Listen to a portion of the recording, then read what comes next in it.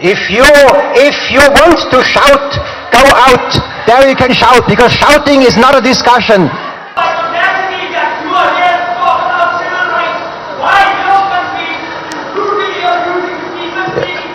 That is what it is. If you want to discuss, come here, we discuss, but don't shout. Shouting is not a behavior. Shame on you.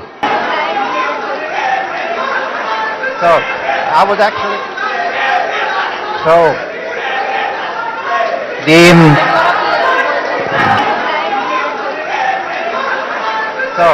I would actually...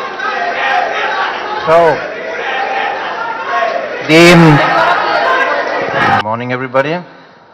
It's a great pleasure and privilege for me being able to be here today with you to celebrate and also keep alive and drive on the legacy of Asma Jahangir.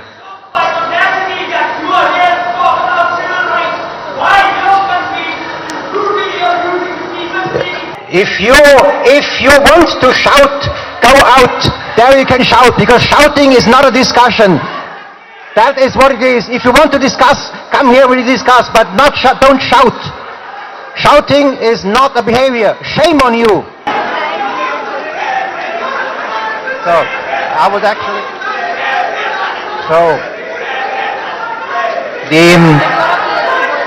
Germany is a proud supporter of this conference for many years now. And I wanted to talk a little bit about the role, not the theme of this conference, which is the role of judiciary in safeguarding civil rights. Constitutions guarantee basic rights. And in the case of our constitution, of course, we have a catalogue of basic rights with all the usual suspects in there, like freedom of speech, which seems to be a problem, and then, of course, also freedom of assembly, freedom of religion and belief, this freedom or protection from discrimination. But the mother of all basic rights is the protection of human dignity, and the inviolability of human dignity is also the basic right that is the yardstick for all other basic rights, all these basic rights should be interpreted along the protection of and the inviolability of human dignity. This actually brings us in a commonality with Pakistan, because there are not too many countries in the world that have an explicit guarantee of the inviolability of human dignity. Apart from Pakistan and Germany, it's only, as far as to my knowledge, two more other countries. And in Pakistan has this in its Article 14, and that, of course, as I said, is something which not everybody has that in that sense explicitly. So now, when it comes to the role of the judiciary here, so the basic rights, or the Constitution guarantees the right, but it's the courts that interpret, safeguard, and develop further those rights. And in our case, is also the Constitutional explicitly says that no basic rights have to be, or is the guardian of those rights, and therefore puts in the safeguard that, how to put that, to prevent that the rule of law will be substituted with the rule by law. So that is I would say, the most important role of the judiciary in safeguarding the rights, or the basic rights, is that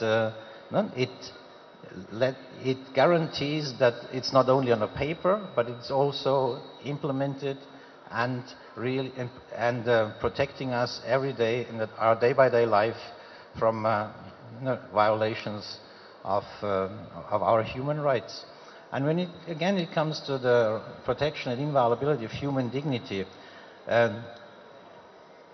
it may be a lofty concept, but just two examples of Pakistan.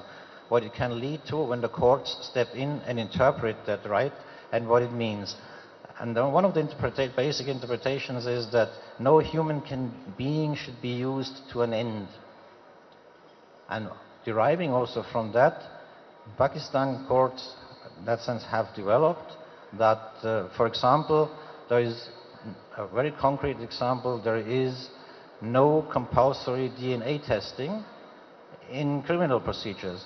And also the interpretation of the article of the inviolability of human dignity in the Pakistani constitution led to the end of the infamous two-finger testing in rape cases. So we'll see these things have concrete consequences and have concrete positive effects on us all. So, and what is now our role here in this conference? Our role in the conference, also courts do not operate in a vacuum. Courts need input, courts need inspiration. And these intellectual discussions here and the academic discussions here and the things that are developed here serve for the courts to draw inspiration, and very often all these, the results of such conferences of academic writing are used and are also incorporated in the court's ruling when protecting and developing basic and human rights. So I think it's a useful exercise that we are here, and I wish us all fruitful discussions. Thank you very much.